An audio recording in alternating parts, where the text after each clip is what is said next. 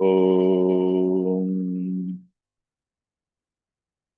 Vakratunda Mahakaya Surya Koti Samaprabha Nirvignam Kurume Deva Sarvakaryeshu Sarvada Saraswati Namastubhyam Varade Kamarupini Vidyarambham Karishyami Siddhir Me Sada Gurave Sarvalokanam Dhyaje Babaroginam Nidhaye Sarvavidyanam Dakshinamurtaye Namaha Ishvaro Gururatmeti Murti Bheda Vibhagine Vyomavadyaptadehaya Dakshinamurtaye Namaha Shruti Smriti Purananam Alayam Karunalayam Namami Bhagavad Padam Shankaram Lokashankaram Sadashiva Samarambham Shankaracharya Madhyamam Asmadacharya Paryantam Vande Guru Paramparam Sakshat Kritam Dayanandam Paramarthasvarupinam Tattvajnana Prashastaram Atosmi Param Padam Om Sahana Bhavatu Sahano Bhunattu Sahaviryam Karavavahe Tejasvinavadhitamastu Vidvishavahai Om Shanta Shanta Shanti Om Parthaya Pratibodhitam Bhagavata Arayanena Swayam Vyasena Gratitam Purana Munina Madhye Mahabharatam Advaitamritavarshinim Bhagavatim Ashtadashaadhyayinim Ambatvamanusandathami Bhagavad Gite Bhavadveshinim Mukam Karoti Vachalam Pangum Sanjayate Girim Yat Kripatamaham Vande Paramananda Madhavam Narayanam Namaskritya Naran Chaiva Narottamam Devim Saraswatim Vyasam Tato Jayamudirayet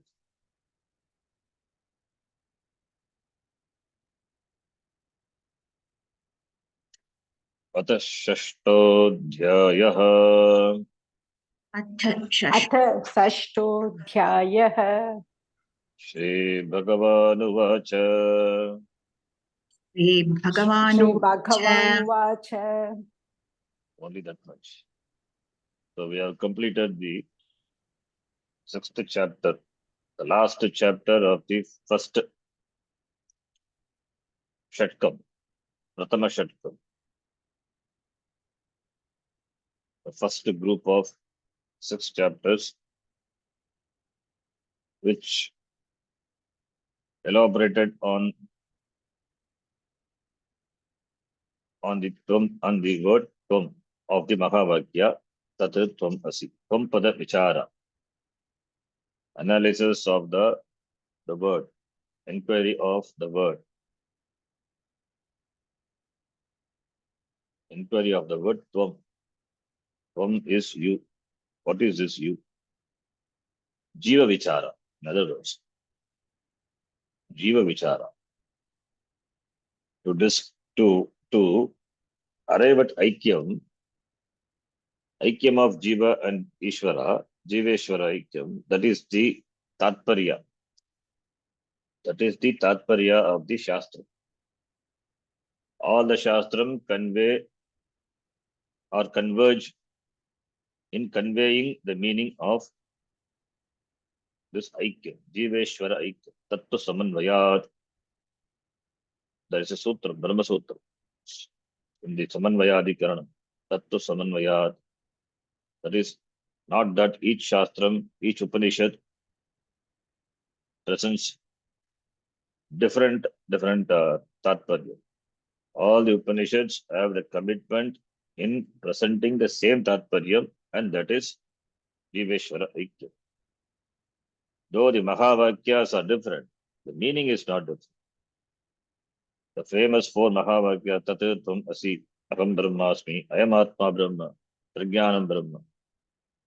Each Vakya, a simple Vakya, which is said Mahavakya, taken from each Upanishad, each Veda, from the Upanishad of the Veda.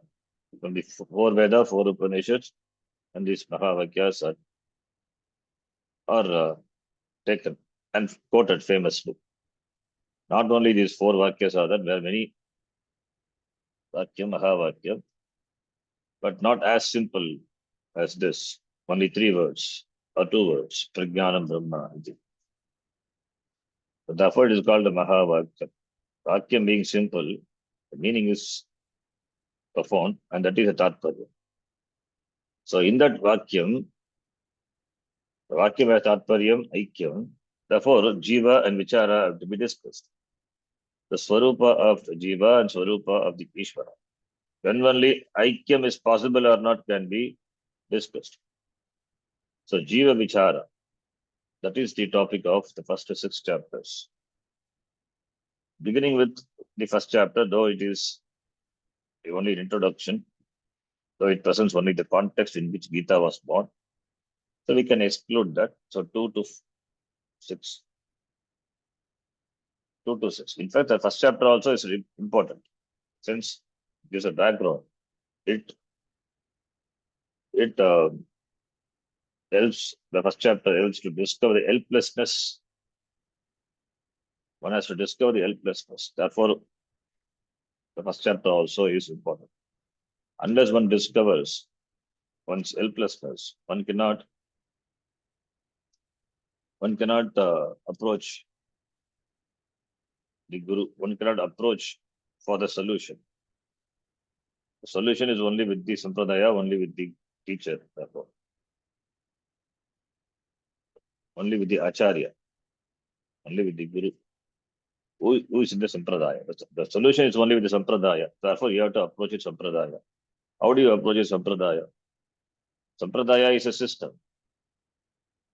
And in the Sampradaya, only the teachers who are there, they only have this knowledge. Therefore, you have to approach. That is the idea, saying, go to your Guru. Samitpanihi, Guru Meva Bigachet. That is the idea to say. So, therefore, this first 6 chapters, Tompada Vichara, Jiva Vichara, Jiva Swarupa Vichara. And the 6th, each chapter having the names because based on the topics, based on the topics discussed, even though other topics are there, based on the main topic of the chapter. Each chapter is named. This chapter discusses Dhyanam, therefore it is called Dhyana Yoga. Another name also, either Atma Sanyama Yoga. Atma Sanyama is also Dhyanam only. Sanyama is it's a term used in the Patanjali Yoga Sutra. Sanyama. Sanyama. So Atma Sanyama or Dhyana Yoga, that is the name of this 6th chapter. That is, the topic discussed here in this chapter is meditation. Dhyanam. What Dhyanam? Dhyanam is Nirguna Brahma Dhyana. That is Nididhyasana, in fact. So this chapter comes after Shravanam. So Dhyanam Here, Nididhyasanam, when we say, it implies Shravanam and Mananam. Otherwise, Nididhyasanam cannot be done. Nididhyasanam on what? Nididhyasanam, the contemplation on what? Contemplation on a particular devata, the form of a devata, a murti, or on the pratika, omkara, that all Saguna Brahma Dhyanam. Even omkara Dhyanam, just on the Om Shabda, if you focus, that is Dhyanam, Saguna Brahma. Loading that omkara with certain meanings and contemplating on that, that becomes Nirguna, Nirguna Brahma Dhyana. That's what Mandukya says. So here, Saguna Brahma Dhyanam is not a topic. Nirguna Brahma Dhyanam, it means Nididhyasanam. Having done Shravanam, the second chapter done, Arjuna heard from his Guru. Friend turned into a Guru, that is Bhagavan Krishna, from me.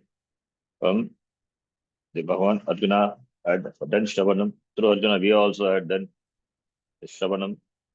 So Shravanam, then Arjuna asked for clarifications. So Mananam also done, clarifying the doubts, possible doubts, whatever Arjuna asked, those doubts, even as a sadhaka, we also have the same doubts, so they were clarified. Therefore, Mananam. The Prameya Shanka, Pramana Shanka, they are all not discussed because Arjuna is Shraddhava. They are all not discussed in Gita. Pramana Shanka, Prameya Shanka. That also discussed not in detail.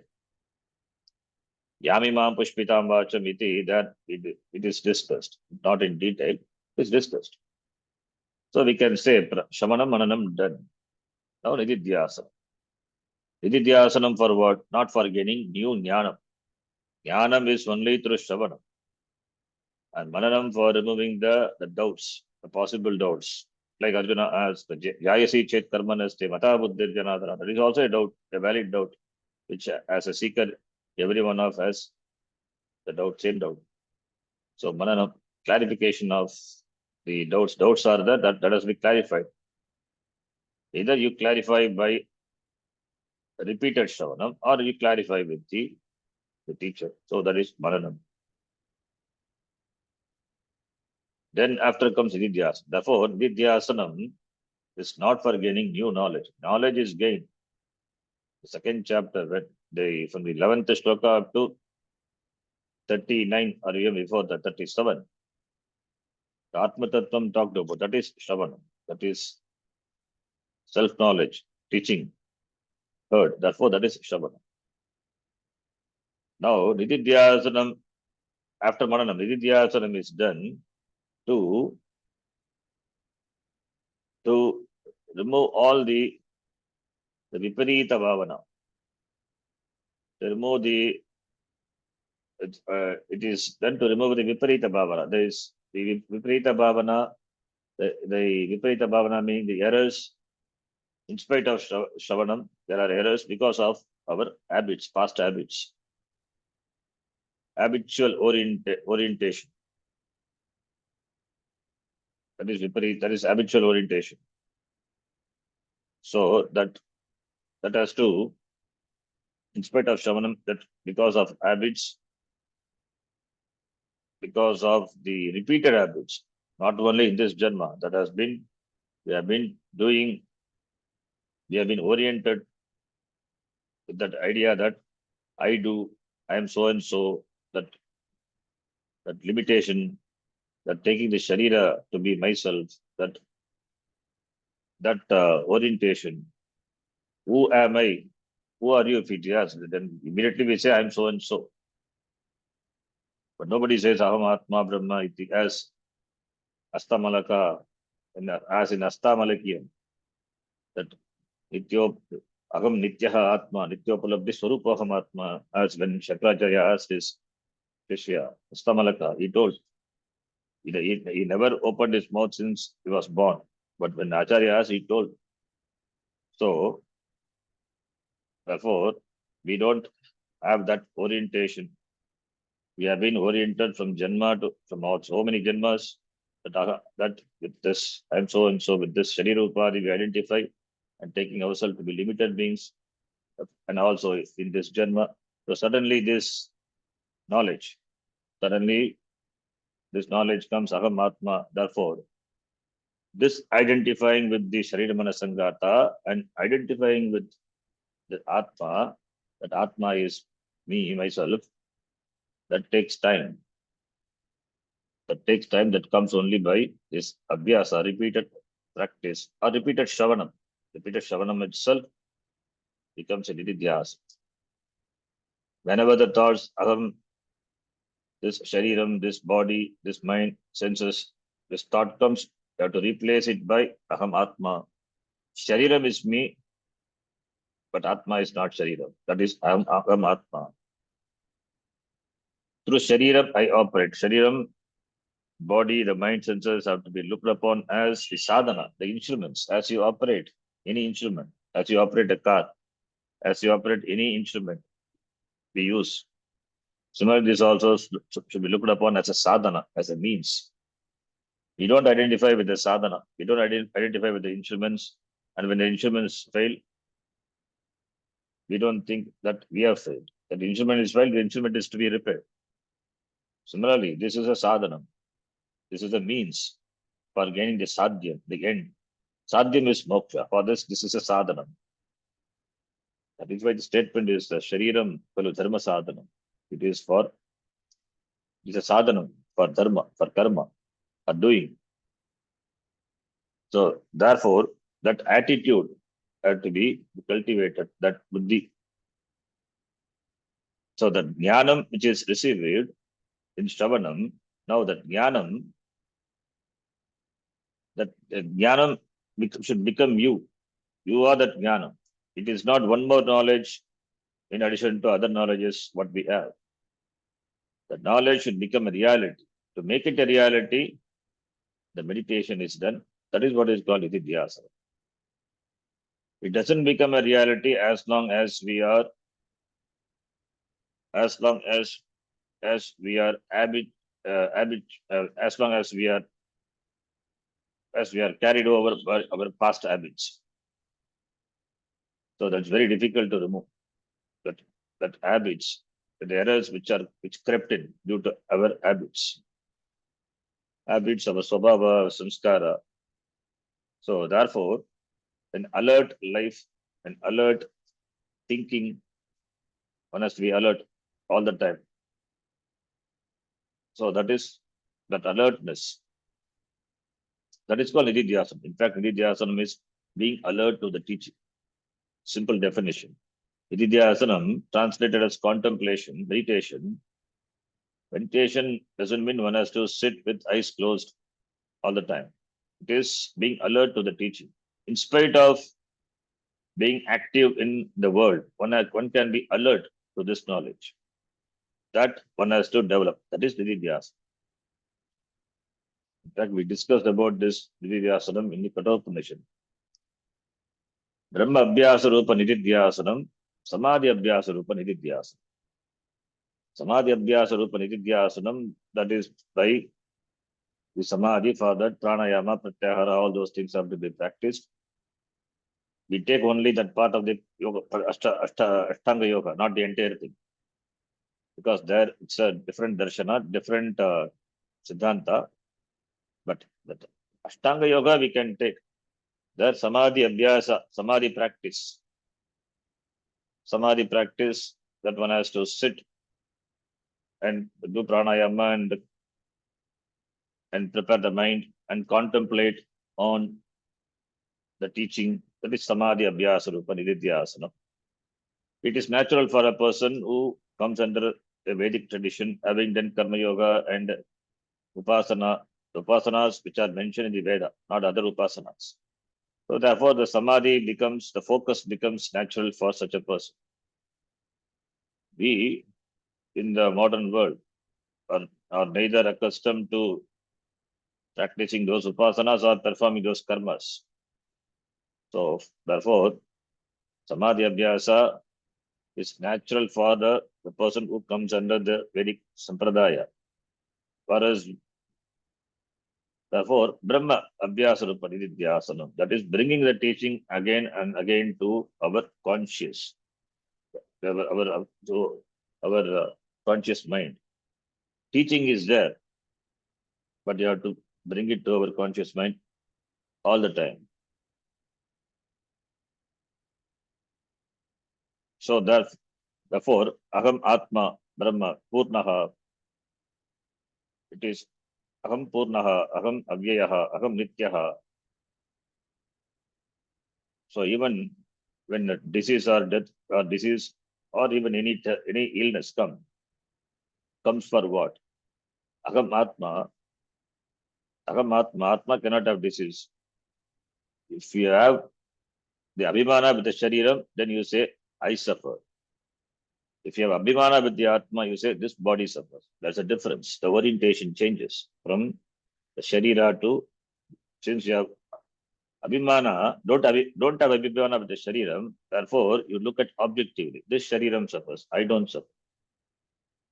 The Shariram suffer, Atma doesn't suffer. Atma as a witness. This is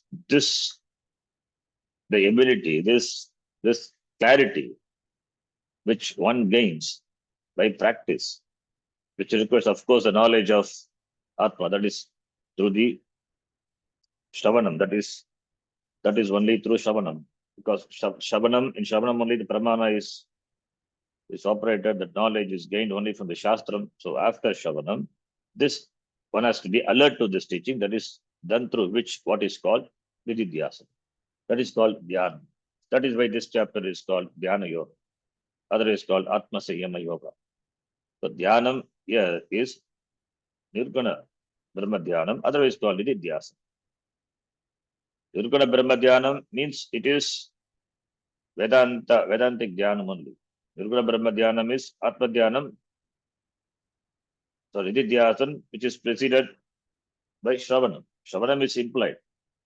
There is no Nirguna Brahma Dhyanam without Shravanam. In Shravanam only you gain the knowledge. In Shravanam only the Pramana is operated.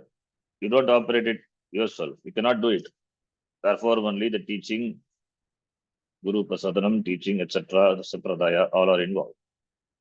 So the knowledge what is gained in the Shravanam, that knowledge is brought to reality by the sadhana, what is called Vididhyasana, Dhyana. So that is the subject matter of this topic. But there are certain things common to both the Saguna Brahma and Nirguna Brahma, like the preparation for the meditation. There are certain things common. Saguna Brahma, Nirguna Brahma. Whether it's Saguna Brahma, Nirguna Brahma Dhyana. And if you are doing Samadhi Abhyasa Rupa Nididhyasana, then there are certain aspects which are common for both Saguna Brahma Dhyanam and Nididhyasana. Samadhi Abhyasa Rupa Nididhyasana. We have to prepare the asana. The asana should not be too high or too low, and pranayama, etc., should be done. That is Samadhi Abhyasa Rupa Nididhyasana. So that is also discussed, we have seen. So the chapter now begins with the sadhanam, which has been already discussed. Bhagiranga sadhanam we call. Sadhanam meaning the sadhanam means the preparation. Sadhana means practice. Sadhyate anena iti sadhanam, that by which it is accomplished. It's called sadhanam, means. The sadhanam itself we can divide into two. Antaranga sadhanam, Bhagiranga sadhanam. Bhagiranga sadhanam is external preparation. Indirect preparation. You have to prepare externally first. External preparation. In fact, it's better to translate as indirect. Indirect preparation. Antaranga is direct. If you say internal preparation, that becomes becoming misunderstood. Therefore, better to translate as Antaranga, Bhagiranga as Bhagiranga is indirect preparation for Jnana. Antaranga is direct preparation for Dhyana. So under Bhagiranga Sadhana only comes the Karma Yoga, etc. That is discussed elaborately, the third chapter as well as in the second chapter introduction, third chapter elaborated, and further chapters we have seen. So this is Bhagiranga Sadhanam. That is Karma Yoga. Karma Yoga meaning the life which is led in keeping with the injunctions of the Shastram, doing karma which is to be done, not violating one's dharma, and offering the results of the karma unto the Lord. And whatever the results, offering the karma to the Lord, and whatever comes as the result of our karma, accepting it as a prasada from the Lord. So offering karma, all our actions unto the Lord, that is called Ishwararpana Buddhi. So not murmuring, not frustratingly doing our karma, but doing our karma with as much enthusiasm as one can. The karma which is supposed to be done, imagining, visualizing, not imagining. It is, in fact, it is Ishvara, which is Ishvara, that it is to be done. It is well within the order. Therefore, visualizing that it has the aradhana, worship. You worship the Lord with the karma. Worshipping the Lord with the flowers and sandal, that is one thing. This is also worship, doing what is to be done, even though that may not be to your liking. That is Ishvara Aradhana. So by doing that, what is the result we get? Samatta Buddhi, Samattam Yoga Uchyate. And accepting the result, whatever comes as prasada. That gracefulness, gracefully accepting. That mental, the, the, the disposition, that is gained through this Karma Yoga. That is comes under Bhagiranga Sadhana. So for that, Karma Yoga and also other disciplines which we discussed in the not eating too much or not eating at all or sleeping too much, not sleeping at all. Yuktahara vigarasya, yukta cheshtasi karmasu, all those things are Bhagiranga Sadhana. All those things are comes under Bhagiranga Sadhana. Therefore, in this chapter, Bhagiranga Sadhana is entered, it's presented, though discussed elaborately in the previous chapter. So here it is entered, and then Antaranga Sadhanam, followed by the Dhyanam, the Swarupa of Dhyanam, and Dhyana Palam. Dhyana Palam itself defined through it's a Dhyana Palam, it is itself is defined the Dhyanam, the definition of Dhyanam. And finally the Pratibandha to Dhyana, which Arjuna presents in the form of the questions, Chanchala hi mana Krishna iti, for which Bhagavan gives the reply how this mind can be managed. And further, he asks the question about Yoga Brashta, and Bhagavan answers. With that, this chapter is concluded. So now let us see from the beginning, just quickly, the summary. So in the beginning, the chapter begins with Anashita Karma Palam, Karyam Karma Karoti Yaha, Sasanyasi Sicha Yogi Cha, Mandiragdi Nacha Kriyaha iti. So Karma Yogi is praised here.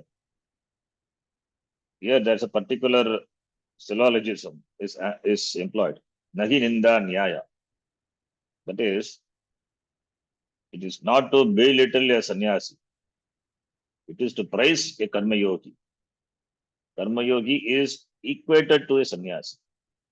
So it is to praise the Karma Yogi, Karma Yoga. So Karma Yogi is also a sannyasi because as a sannyasi doesn't have karma, therefore it doesn't have attachment for the karma pala.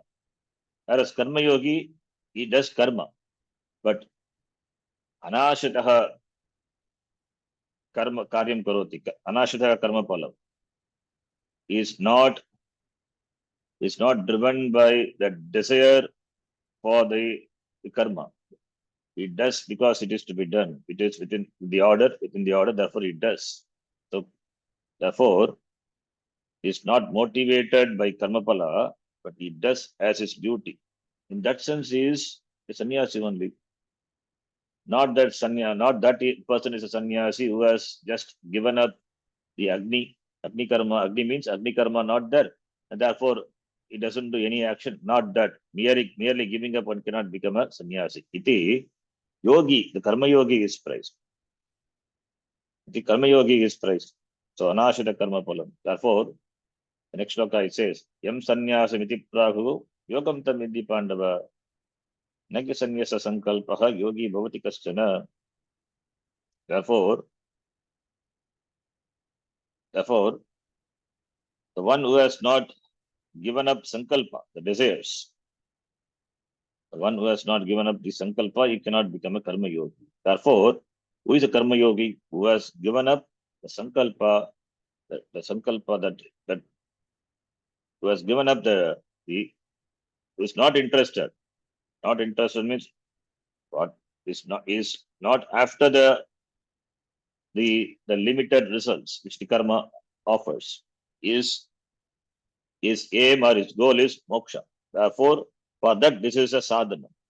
So the end, having the end in mind, the moksha, he takes all this the means. So therefore, is not after the limited results.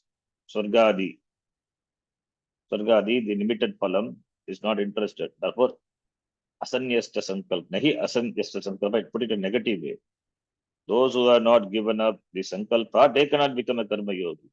Then who is a karma yogi? Who have given up the sankalpa, who has given up the sankalpa for the limited results, meaning artha purushartha, dharma purushartha, kama purushartha. All these purushartha have place, but is that is not after that. These all will subserve for karma yogi. This all will subserve is moksha person. Then one is a karma yogi. Therefore, that karma yogi is equated to sannyasi. So, therefore, yam sannyasat iti praghu yogam tam vidhi pandav. Therefore, may you understand that to be sannyasa itself, karma yoga is sannyasa. Sannyasa is karma yoga. For karma yogi,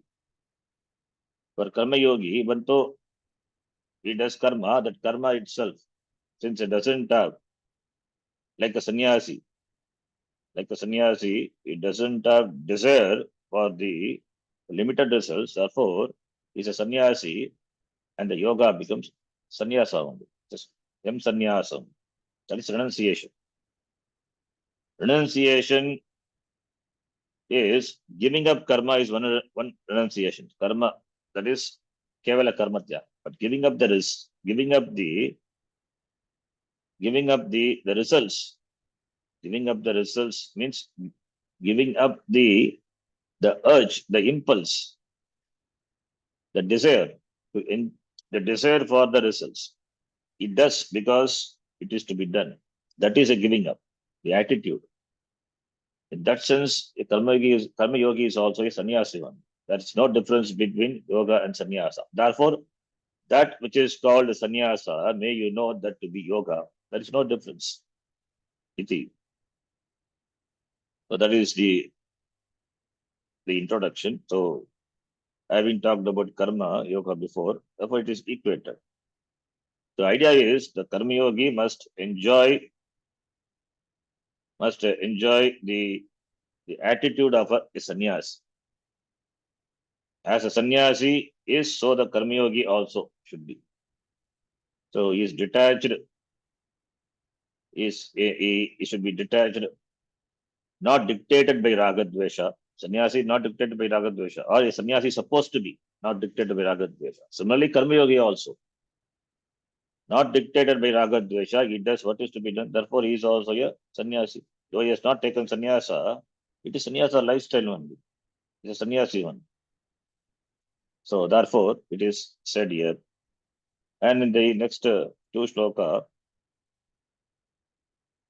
Arurukshoko Munir Yogam Karma Karanam Uchyate Yogarudasya Tasyeva Shamak Karanam Uchyate. For Arurukshuhu, for Mumukshuhu, who wants to climb up this ladder of yoga, for them, karma is a means. Karma is a means. For who have climbed up, for them, Shama is a means. Shama meaning sannyasa. So, sannyasa for whom? Karma for whom? So, who wants to gain this contemplative disposition? Swamiji translates. For them, karma is a means. You cannot gain contemplative disposition without working for it. And the sadhana is karma. After having gained that contemplative disposition, one has to take sannyasa. Shamaha. Shamaha means sannyasa. Shankaracharya translated as sannyasa. As I told, it need not be a bhagya sannyasa, it is antara sannyasa. One has to dedicate oneself for shastra shravanam. That is shamaha. Shamaha here meaning sannyasa. Shamak karanamuchyate. Shamaha karanamuchyate.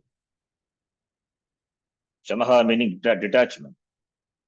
So detachment is the characteristic of a contemplative mind. So wanting to if you want to enjoy the contemplative mind, do karma. Do karma. And the characteristic of that contemplative mind is shamaha, detachment. Shamaha means detachment. And it is called sannyasa because sannyasi is detached. Therefore, it's called sannyasa, as Shankaracharya says in the Bhashya. Shamaha meaning sannyasa. He always says sannyasa only. And whenever this word comes, he says sannyasa. So, but we have to take it. Sannyasa need not be a bhagya sannyasa, ashrama sannyasa. It is antara sannyasa. One has to enjoy that. In spite of being busy in the vivahara, one can enjoy that contemplative disposition, for which the means is karma. Therefore, arurukshoho karma, yogarudasya shamaha karanam uchyate. Iti. Then in the then in the next shloka, he says, the once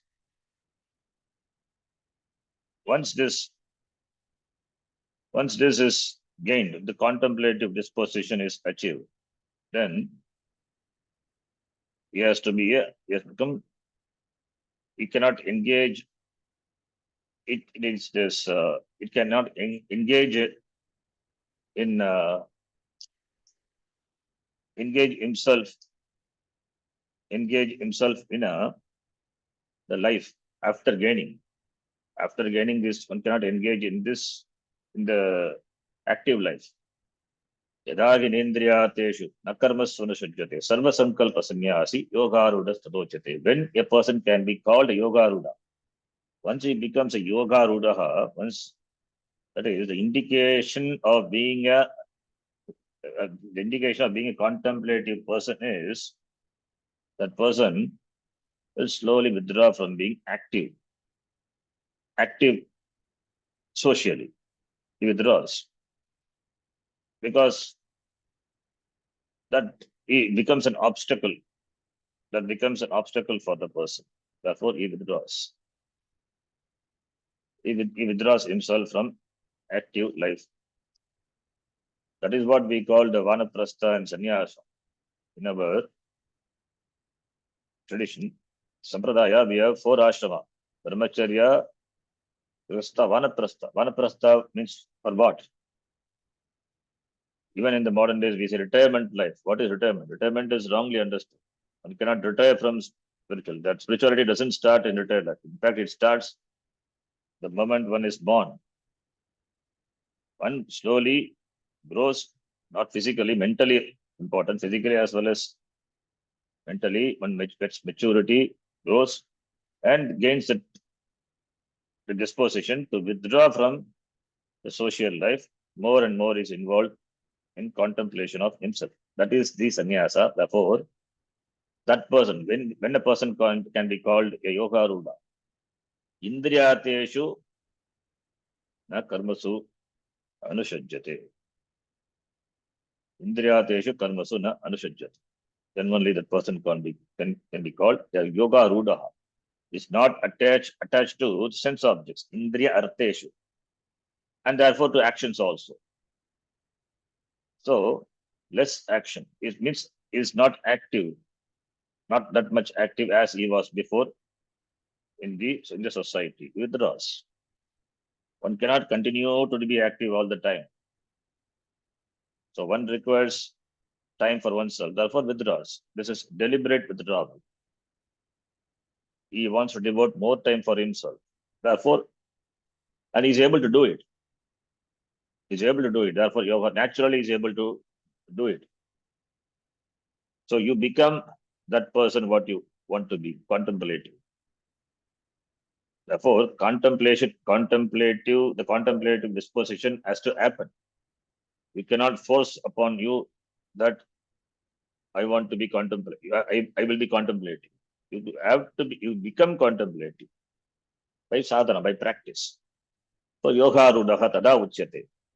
Kada, when he is withdraws from being active, when indriyateshu na karmasu anushajyate, is not attached to indriya vishaya. All the transactions are with the indriya vishaya, therefore he withdraws from that and therefore from the actions. Then we can call that person to be a yoga rudaha. And in the following two shlokas, two important qualities are highlighted. Uddharet atmanatmanam. This is not only with regard to the mumukshus, it's applicable for all. One has to lift oneself by oneself. We cannot always depend on external support. Self-confidence. One must have confidence in oneself. Shraddha, Atma Shraddha. Shraddha. Atma Shraddha. Atma Shraddha is Atma Balam. Atma Balam. Uddharet Atmanatmanam. You have to lift yourself by yourself. You cannot lift yourself by yourself physically, but you can lift mentally yourself by yourself. There are enough people around us to pull us all the time. In spite of that, you have to lift yourself up. Atmana, Atmanam, Atmana. If the people around, if the environment, the people around society is conducive, it is fine. Otherwise, also it is fine. You have to work to improve yourself. Therefore, one must have Atma Shraddha because it is the independent balam, the force. I mean, the balam. It is independent of the external factors. Therefore, that Atma Shraddha and also the mastery over oneself. So these two things are important. Atma eva atmanaha bandhuhu. One becomes one's friend and one becomes one enemy also. So it depends on you. If you can lift yourself by yourself, then you are friend to yourself. Otherwise, you are enemy to yourself. You pull yourself down. You don't require anyone else. So then the next shloka is the same. The one who has mastered oneself by oneself is a friend to himself. The one who has not mastered oneself in a Vyatireka, he says that person will be like as an enemy to himself, as he doesn't require any external enemy. He is enemy to himself. He destroys himself. So therefore, Atma Shraddha is highlighted in these two shloka, important. Shraddha in Shastram, Astikya Buddhi, that is one Shraddha. And I can do it, I can make it. That Shraddha is required. One cannot take up any task, any work with a dull mind, with a dull approach. So one has to do enthusiastically. Karma Yogi is always enthusiastic. He's always full of utsaha. He's always full of energy, dynamism, active. So you can never see him in a morose mood. So he's always active. So everything he takes up very challengingly and he does. So that is, in spite of the situation being not conducive, but he doesn't lose hope. So that person, Atma Shraddha is highlighted. That person who has Atma Shraddha, he excels, he shines, he comes up. He is a friend to himself. Iti. Then the next, the three shloka, the three shloka here, the vision of the reality is presented. This is the end. For that only the means are going to be set. Antaranga sadhanam, Bhagiranga sadhanam, Antaranga sadhanam. That is the person who has mastery over sense organs, who has mastery over his mind, who has gained his knowledge. That person, what would be the characteristics of that person? What would be the nature of that person? What would be his vision? What would be his vision? That is presented. The vision what he enjoys. That Atma Darshanam. That is presented in this shloka 7, 8, 9. In fact, this is the end for which the sadhanams are Antaranga sadhanam, Bhagiranga sadhanam, direct and indirect sadhanas are presented. So Jitatmanaha Prashantasya, Jitatmanaha, one who has Atma meaning mind here, one who has gained mastery over one's mind. Therefore Shamaha, Prashantasya, it's got Prashanta Chittam, Prashantasya, Paramatma Samahitaha, who has Paramatma Samahitaha, who has understood oneself to be that Brahma, Aham Atma Brahma, Paramatma Samahitaha, who has gained that jnanam because of Nididhyasanam, Shavanam, Mananam, and Nididhyasanam, the Nirguna Brahma Dhyanam. But Brahma Abhyasa Rupa Nididhyasanam, by that, the one who has gained this knowledge, that person, how does he see things? How does he perceive? What is his vision? What is his vision? And what is that? It's a palam. The result of is this vision. How does he conduct himself? How does he treat the things around, his experiences?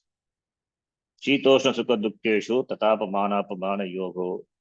With reference to experience of Shita, Ushna, Sukha, Dukkha, all the pairs of opposites. We can bring all the pairs.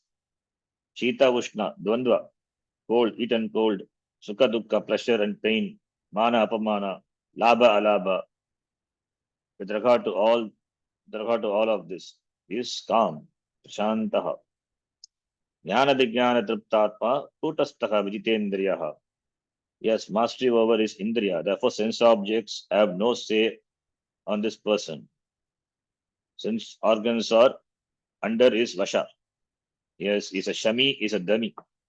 So, therefore, Jnana Vijnana Triptatma is Triptaha, Atma Triptaha, Atmaniyeva Santushtaha. And therefore, he Kutastaha is never changing. Kutastaha is never changing, is alert to this Jnanam. He is alert to this Jnanam. He cannot forget its Varupa. As you don't forget your name. When somebody calls your name, you turn back immediately and see. You are so your response is so spontaneous. When the name is uttered, you see. Similarly, this person doesn't forget his Swarupa. Therefore, Kutastaha, son, and what is his vision? Samaloshtash Makanchanaha. He tells everything. Samaha. Samaloshtash Makanchanaha. They are same. Same means not that he has got blind, he doesn't able to distinguish. That is Sama Loshta Ashma Kanchana. As we value gold, we don't value the stone. We attribute values. That is all adhyasa. Gold is also nothing but made of Panchabhuta. Stone is also made of Panchabhuta. The earth is also made of Panchabhuta. So, with reference to Jnani, everything is made of the same thing, material. Same thing, same Brahma alone. But Brahma is not the material. But The people value, but the Lokika, for them, for them, gold has value, not the stone. But for Jnani, doesn't see the difference. For him, everything is same. For him, everything is Brahma. That's Samatvam. Everything is same. Therefore, he has neither attraction for gold nor aversion for the other things, stone. Both are same. So if you give him a gold or a stone, it treats them same. It looks at it has the same value for both. So therefore, that person is a yogi. That person is a yogi. Samaloshta Ashma Kanchanaha. This vision of equality, this vision of equality is the this vision of equality is the end which the yogi enjoys.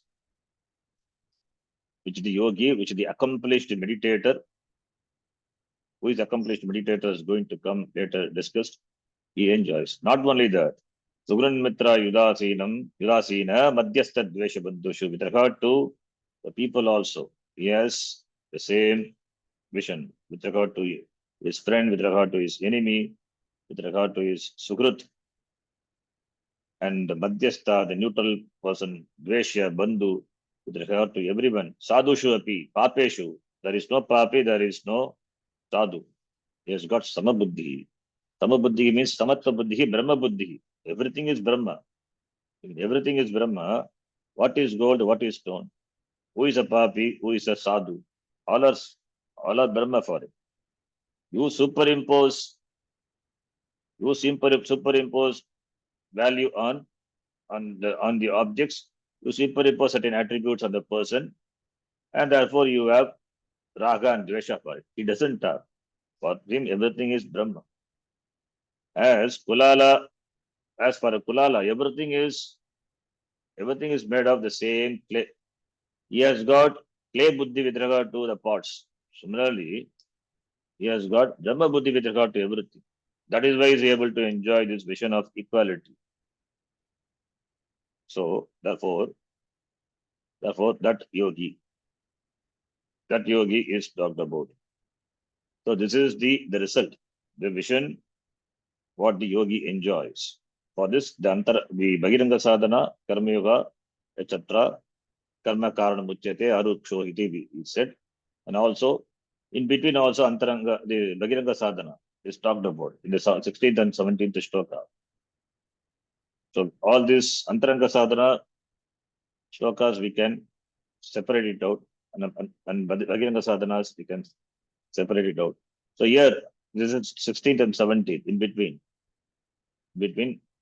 Bhagavan has said, Natyesh natastu yogosi, nachekanta manashnataha, nachati swapnashilasya, jagrato nevacharjuna, then iktahara vigarasya iti. So this is Bhagiranga Sadhana, not Antaranga. Antaranga is the sadhana which are the preparatory sadhana which are done before meditation. But these are all to be done Bhagigi, not immediately before. This has to be is practice. What? That is Yuktahara Viharasya. Natyashnatastu yogosti. We should not eat too much. Eating too much or not eating at all. Too much upavasa. Both are problem. So he has to follow the middle path. And also not sleeping or sleeping. You should not take extremes. Both are problem. You should be moderate in all the activities. Be moderate and should be highly alert to what he does.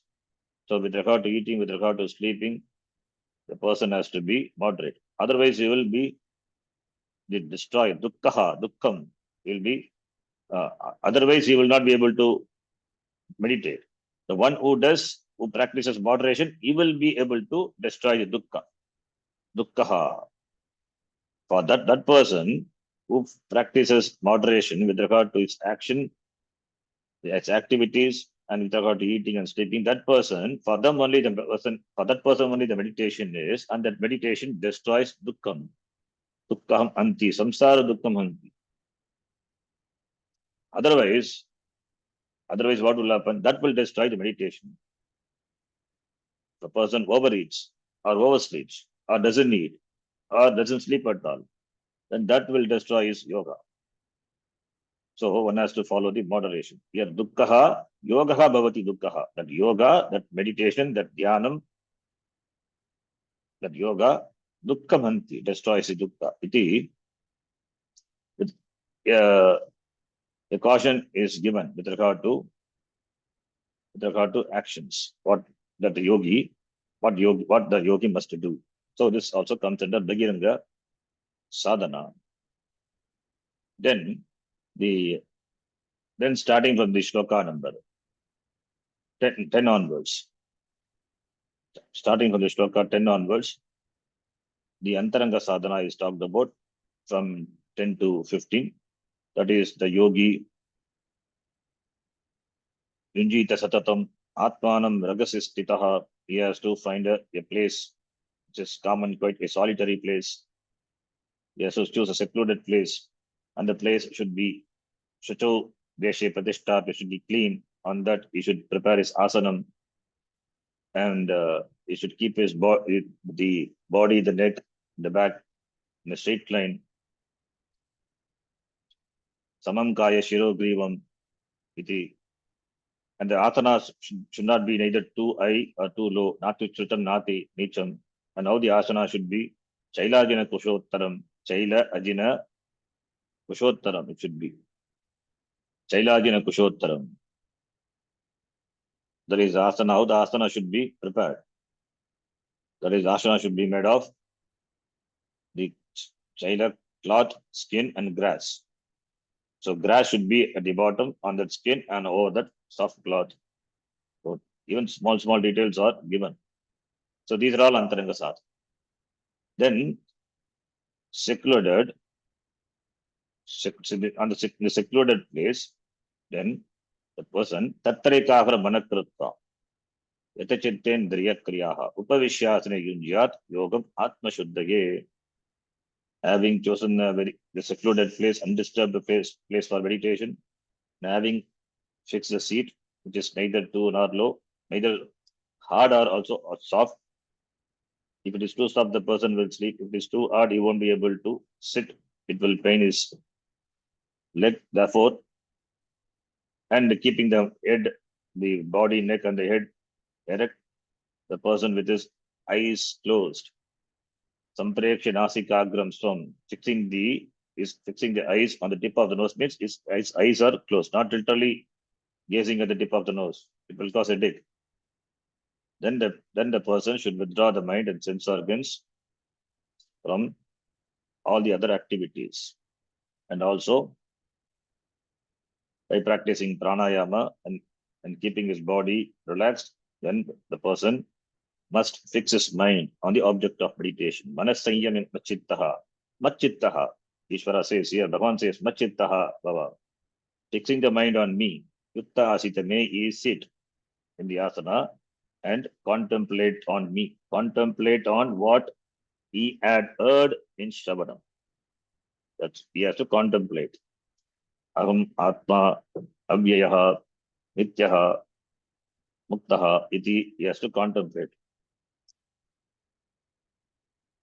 When we say aham, what will aham this shariram, then you have to replace it. The sharira with all this problem, upadi, diseases, the vyadi adi.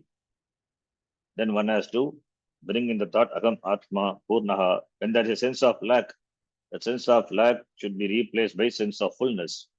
It is not visualization, it is a reality, it is the truth.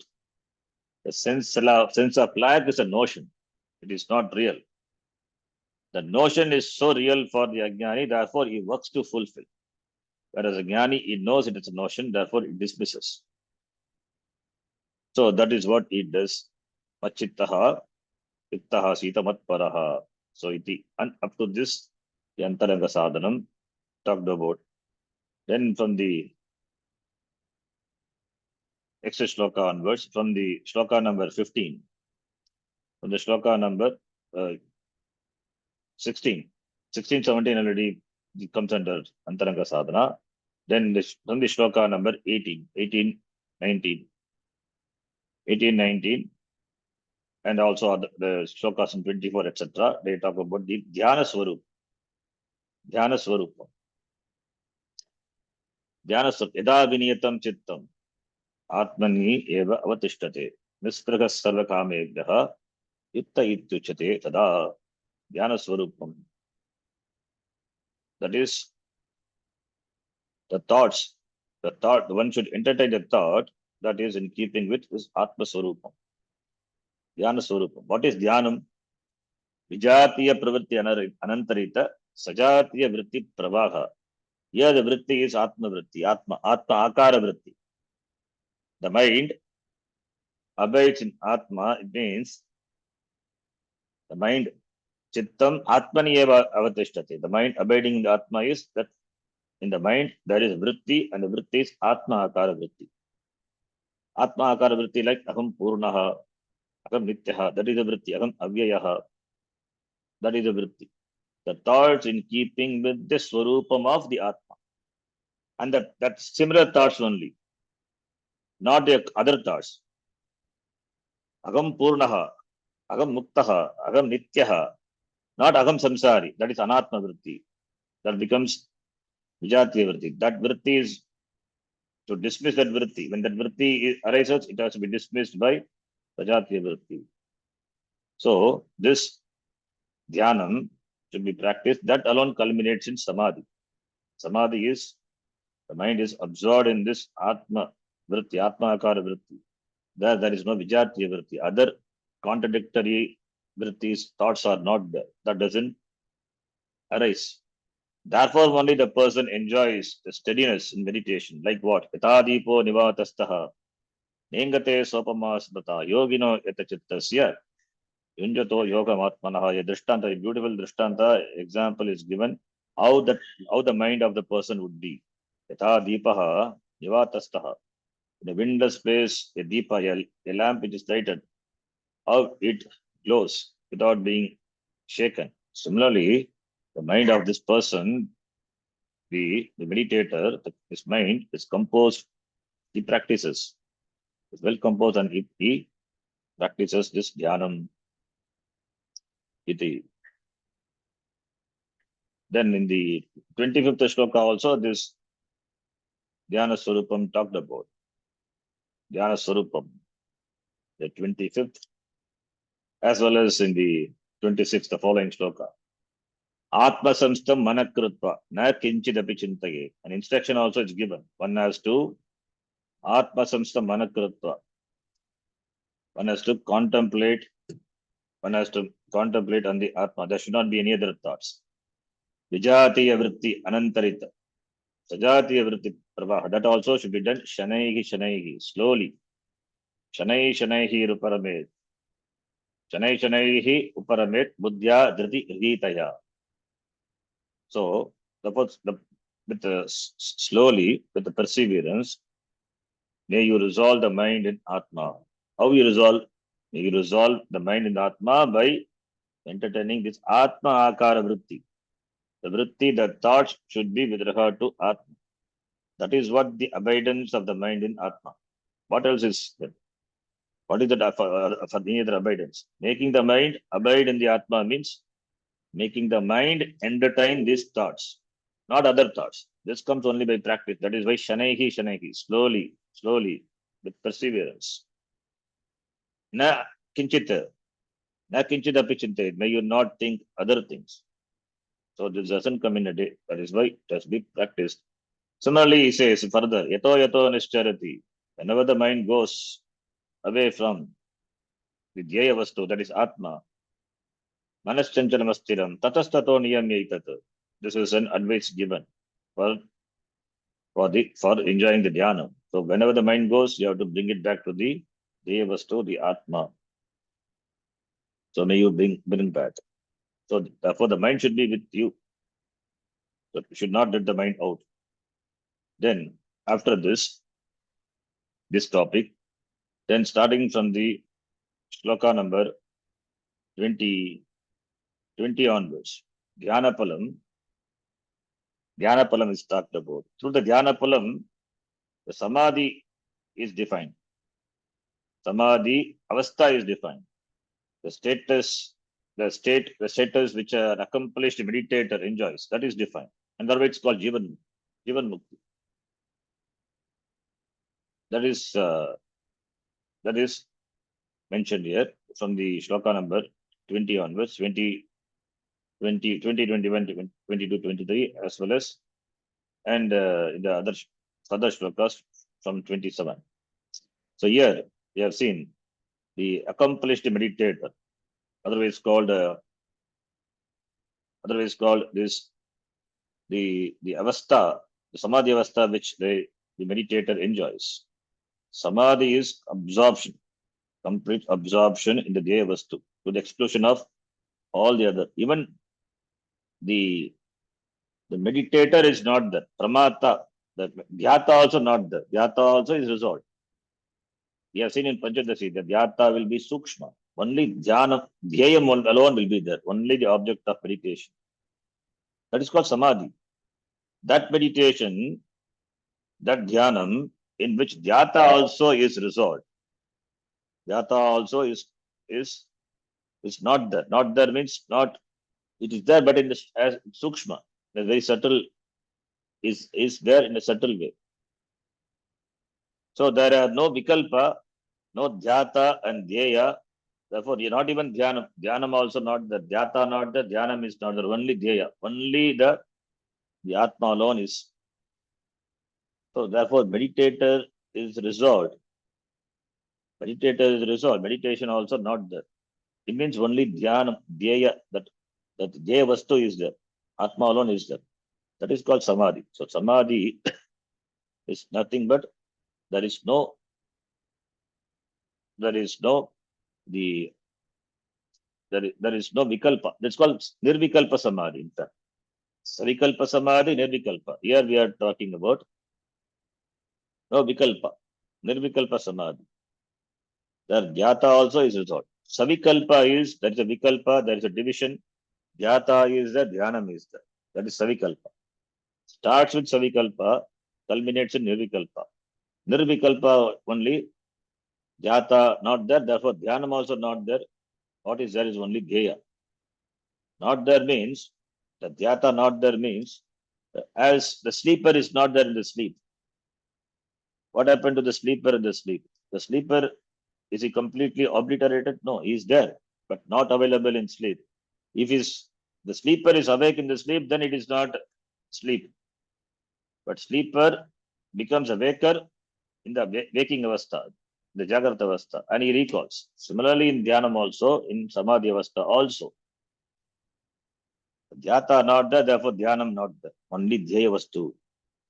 That avastha, that which is enjoyed by this meditator, we call him as accomplished meditator. Otherwise, you can call that jivan muktaha. The samadhi avastha, otherwise called jivan mukti, that is defined here in these shlokas. Yatro paramate chittam niruddham yoga sevaya iti.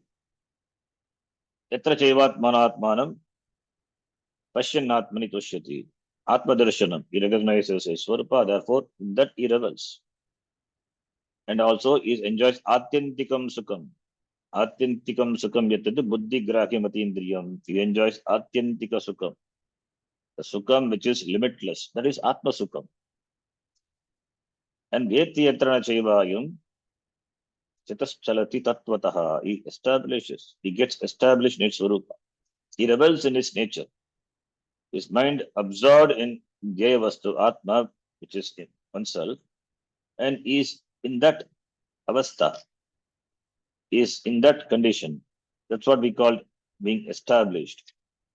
The words have got limitation. Yeah. So he is with oneself. Tattvataha.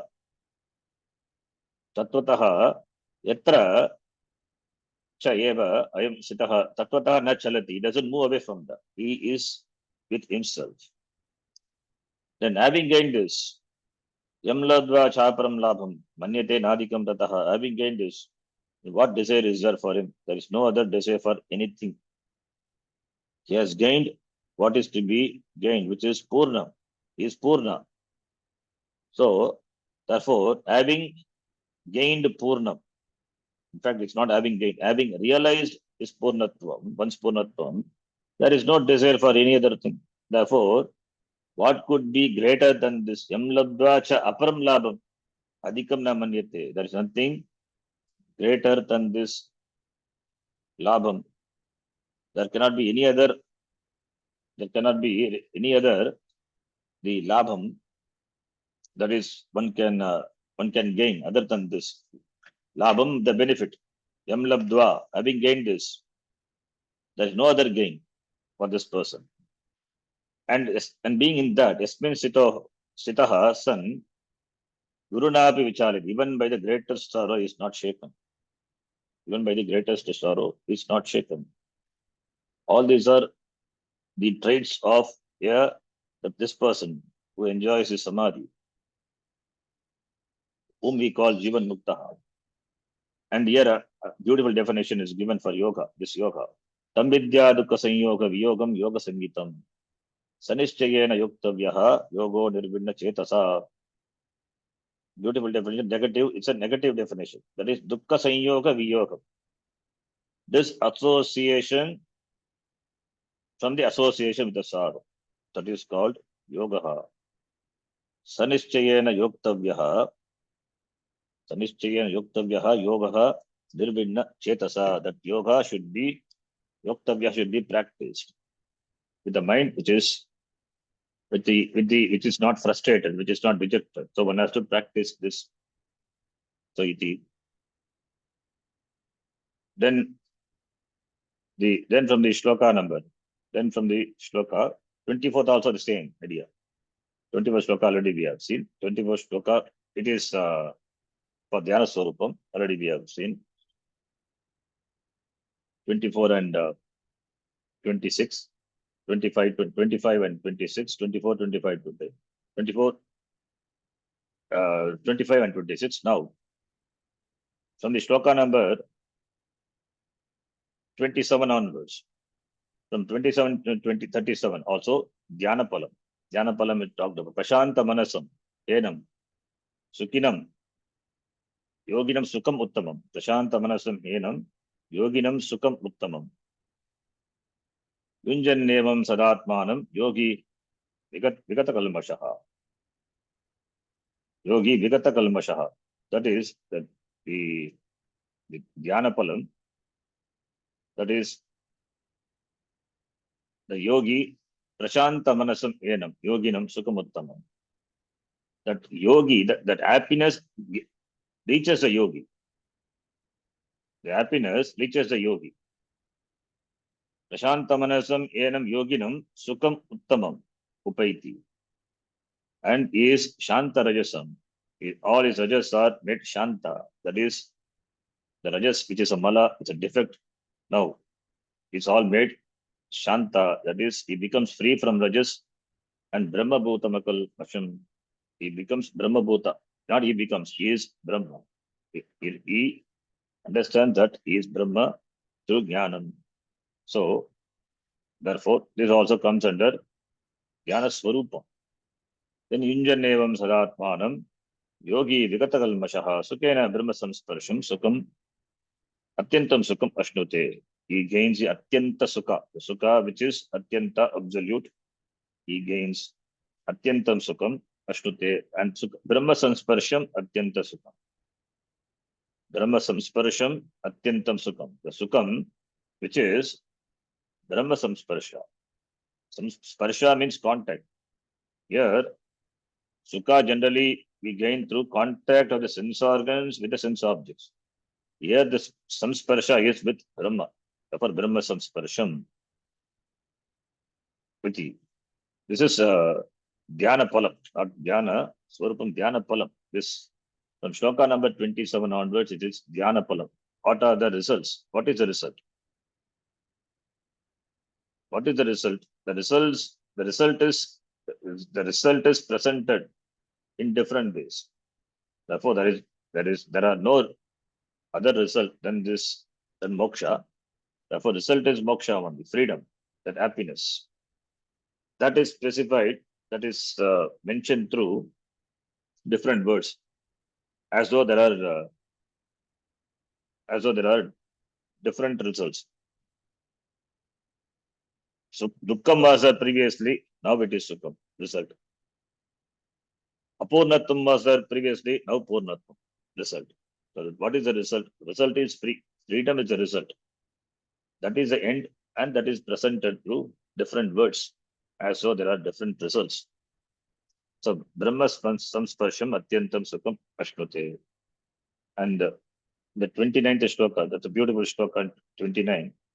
All these are dhyana palam. Sarva bhutastam atmanam, sarva bhutani chatman. Ikshate yoga yuktatma, sarvatra samadarshanaha.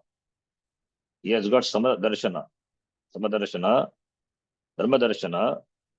He sees Brahma everywhere, who sees the Atma in all beings and all beings in himself. That is a vision. That is the result he enjoys. You see how the results are presented. He gains sukham, atyantikam sukham, and he doesn't have any lack. He's kritakrityaha, and he has a vision of himself everywhere, everything in himself. Which it is ekam phalam, that is presented. That is presented as though many. That is presented as though it is that they are different. The aim of all the sadhana is to gain that end, that is the jnanam, and the benefit of jnanam. The benefit of jnanam can be seen, can be perceived from the Vyavaharika standpoint as this. Yomam pashyati sarvatra, sarvam cha mai pashyati, tasyaham na pranashyami, sachamai na pranashyati. Another beautiful shloka. The one who sees me, that is Ishvara, Brahma, in all beings, and all beings in me. For him, Bhagavan says, I am not away from that person. He is not away from me, I am not away. So, Jnani tu Atmaiva Mevamatam iti, as Bhagavan said before, the same. Then Sarva Bhuta Stitam Yomam Bhajati Ekatvam Astitaha. Sarvata Vartamanopi Sayogi Mai Vartate. That yogi, he remains in me only. That yogi remains in me only. Sarva Bhuta Stitam Yomam, who, having gained the vision, he recognizes me in all beings. That yogi stays in me alone. His abidance is in me alone. Then the next shloka, that is also Dhyana Palam. That person is free from free from being selfish. Atma Pamyana Sammatra is because of Jnanam, he has become free from being selfish. The selfishness means that his attitude toward its body, mind, senses. So as he treats his upadhi, similarly he also treats with regard to the experiences what the other people gain through their upadhis. As he is conscious of sukha, dukkha, that experience through the upadhi. Similarly, he appreciates the same with regard to other beings. Therefore, he is naturally established in dharma. Therefore, his actions will be in keeping with dharma. Therefore, Atma Pamyena, he takes himself as an example in all situations with regard to experience of pleasure or pain. As Jnani also, through the Sarira Upadhi, he has pleasure and pain. He may have Samatva Buddhi, that is different. But in Vyavaharika, he has pain and pleasure. His attitude towards pleasure and pain may be different. But the experience as such, pleasure and pain is there. It has to be there. It's all within the order. Therefore, it is not that pleasure and pain will not be there. It is there, but how a jnani looks at it, that is, in that it differs from the other jivas. So, as an experience gives pleasure and pain to a jnani, so that will be for the jnani also. Therefore, taking himself as a basis, he treats others. Therefore, he is naturally a dharmika. So, jnani only can be spontaneously dharmika. All other are dharmika by compulsion, dharmika by force. But jnani, even by force, he cannot be adharmika. Even if his life is threatened, he cannot be adharmika. That is jnani. Then here Arjuna, he raises a question. this mind is difficult to control. Without the mind is the means, the sadhana,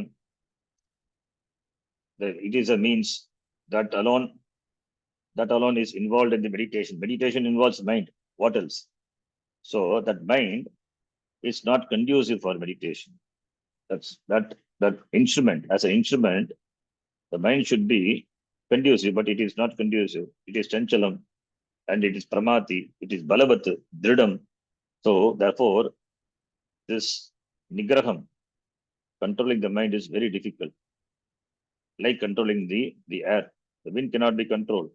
It is restless. It moves from one place to other. Similarly, the mind is always turbulent, moving chanchalatmakam manaha. Therefore, how to control, how to gain mastery over the mind. Without that, this jnanam cannot be done, cannot be practiced. Therefore, for which Bhagavan says, he agrees, yes, manaha durnigraham chalam. There is no doubt with regard to the mind, the mind being turbulent, being chanchalam, but it can be mastered by abhyasa and vairagya. Abhyasa, practice. One has to practice.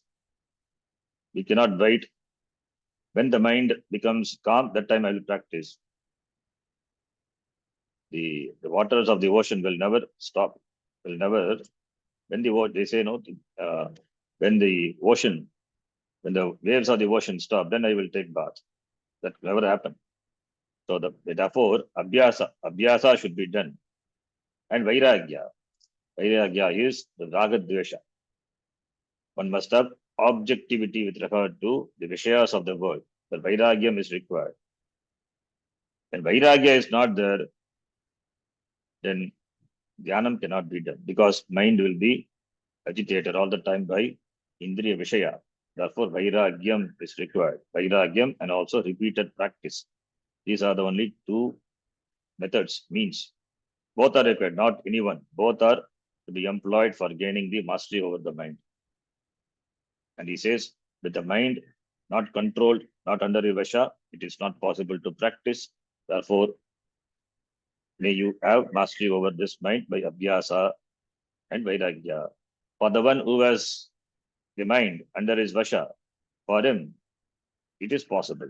Upayataha, who makes the effort, proper effort, the mind, as the sadhanam is also well prepared, and he employs the appropriate the means for him. This dhyanam is, by him the dhyanam is gained. For him the dhyanam is not far away. So vashyatmana tu yatata, appropriate effort and appropriate means to be employed for gaining this contemplative disposition, this vision, for gaining the vision of the oneness. The mind has to be prepared. The mind has to be prepared by proper effort, by applying the proper methods. That is abhyasa and vairagya, practice and being objective. Then Arjuna raises here a question which naturally rises in all the minds of all the seekers. That is, if I am not able to make it in this janma because of the lack of effort or due to other reasons, the mind is drifted away from yoga, what will happen to me? Will I just perish like the cloud, like a cloudlet which separates from the huge cloud and gets perishes? He asks a valid question, which is there, of course, in the minds of all the people, the mumukshus. And Bhagavan says for that, Parthaneveha namutra vinashasya tasya na vidyate. One who has taken this path, for him there is no vinasha. He has taken a good resolve. He has taken a step towards moksha. Therefore, he cannot go back. There is no going back for him. There is always only forward movement. Go forward. There is no going back. You don't have to even attempt to go forward. You will be taken forward. There is no coming back. There is no going back. Therefore, there is no distraction for this person. Since he has taken a good sankalpa and he has practiced sadhana with the intention to gain this knowledge and moksha. Therefore, moksha is a mumukshu, is a moksharthi. Therefore, how can he turn back to again to kamarthi or artharthi? He cannot. So, nahi, that's what kalyana. Kalyana krut, moksha krut. Moksha krut, kalyana krut, moksha krut, durgatim na gachati. He cannot go back. He cannot. Durgati is it's a durgati, dushtagati, adogati. The end which is not good, that is not there for this person who is a kalyana krut. Kalyana krut means krit karoti. Karoti iti. He does kalyana, good action. Good action meaning the action which he has taken up for gaining the end, which is moksha. Therefore, for him, there is no durgati. If he is not able to make in this life, he will come back and he will take janma. He will take janma in a Shrimatam, Chuchinam Shrimatam Gege.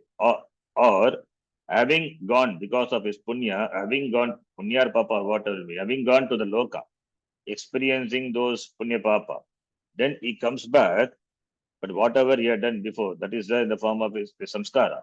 Therefore, he takes birth in a family which is clean, which is pure, which is cultured, and which is wealthy. Therefore, he will not suffer for want of things. So, in a wealthy family, and he will continue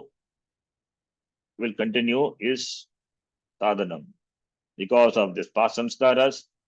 So, he will continue. Or he will be born in a yogic family. This janma is very rare. Being born in a yogic family, your parentage, you will have good parentage. All are spiritually inclined in that family. So being born in such a family, this person also will be naturally inclined to spirituality. Therefore, from the beginning onwards, from the birth onwards, he will show signs of he will show spiritual signs. So therefore, being born in such a family, that in fact it is a vara, it is a boon. Therefore, yoga brashtaha, therefore there is really speaking, there is no yoga brashta. It is always progressive.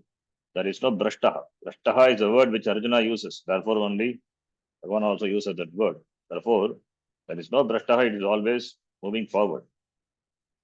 Having born in that family, because of the samskaras he had gained in the previous janma, he strives again and he gains samsiddhi. He gains the samsiddhi, the end, that is moksha, for which he has worked all through the other janmas. All through so many janmas he has worked, and now he makes it. Therefore, that person, kalyana krita, durgati na gachati. Then the three shlokas, 45, 46, and 47, glorifies this yogi who makes effort, prayatna detamanastu, yogi, samshuddha kilpishaha, aneka janma samsiddhaha, tato yanti param gatim. Because of so many janmas, efforts made in so many janmas, now he gains this, he becomes samsiddhaha, he becomes the accomplisher. So compared to tapasvi, compared to jnani, compared to karmi, therefore, this yogi is superior. Therefore, hey Arjuna, you be a yogi. Therefore, you become a yogi. Because it is a means, therefore, yogi is praised. It's not really, it is a comparison. Everybody is great in their position, in their box of life. A tapasvi or a jnani, a karmi bihi. Therefore, he says, since this yoga, this dhyanam, it is closer, it is near to moksha. Therefore, you be a yogi. May you have this as your goal. Therefore, having shraddha and with the mind absorbed in me, may you contemplate on me. Iti, Bhagavan says, therefore, shraddhavan bhajate, saha mam vasate, saha yuktatama mataha. Therefore, iti mama mataha, this is my vision, my mata. This is my conclusion. Mama mataha, those who have Shraddha and with the mind not wavering, completely absorbed in me, that person is said to be the greatest among all the yogis. Among all the yogi meaning tapasvi, jnani and karmavi. Tapasvi is who live a life of meditation. He does tapas. He does tapas, various tapas, various upasanas he does. And jnani, here jnani we have to take, we have seen. Jnani means here we cannot take Brahmajnani. Here jnani means Panditaha, that is informed person, scholars. He has got scholarship compared to them. And Karmi. Karmi is compared to Karmi, who performs action. Who performs action. Compared to them all, this yogi is greater. Therefore, you be a yogi with the Shraddha and with your mind completely absorbed in me. May you contemplate upon me. Bhadgatena antaratmana. Bhadgatena antaratmana. Therefore, sarvesham yoginam api Bhadgatena antaratmana. Shraddhavantaha yaha bhajate mam saha yogi yuktatamaha mataha. Yuktatamaha is the most exalted. Superlative is used. Yuktatamaha. That person, that yogi is the Yuktatamaha. The idea is jnani. Jnani to atmaiva mematam. By yoga, yes, gained the end. That is by Nididhyasanam. Yes, he enjoys the vision of this oneness, the reality. Therefore, Jnani. Jnani is myself. This is my vision. Jnani to Atmaiva Mevamatam. The same idea. Jnani to Atmaiva Mevamatam. It comes the next chapter. So that Jnani, that yogi is the greatest. Here, yogi meaning the Jnani, who has made, in the language of Pujya Swamiji, the one who has reached Vangshkaya. That person is Yuktatamaha iti. Jivan Muktaha. Jivan eva Muktaha. Jivan Muktaha. That person is the greatest among all. Because he has gained the end. Because he has gained the end, that is me, therefore he is greatest iti. Iti Bhagavad Gita, Su Upanishadsu, Brahma Vidyayam, Yoga Shastre, and that is in the form of dialogue between Krishna and Arjuna. And the chapter is Atma Yoga, Sanyama Yoga, otherwise called Dhyana Yoga, is completed. Next we will see the 7th chapter, Saptamodhyayaha, the 7th chapter, which from where the Tampada Vichara, the Tatpada Vichara starts, the chapter named Jnana Vijnana Yoga, that we will see in the next class, starting from next class. Yam Brahma Varunendra Rudra Marutaha Stunvanti Divyaistavaihi Vedai Sangapadhakramopanishadaihi Rajanti Yam Samagaha Jnanavastita Tadgatena Manasa Pashyanti Yam Yoginaha Yasyantam na Vidusura Suraganaha Devaya Tasmai Namaha Om Purnamadav Purnamidam Purnat Purnamudachyate Purnasya Purnamadaya Purnameva Vashishyate Om Shanti Shanti Shanti Harihi Om Shri Gurubhyo Namaha Harihi Om Dhanyavadaha. धन्यवाद धन्यवाद गुरुजी. धन्यवाद. धन्यवाद शरण जी. धन्यवाद शरण जी.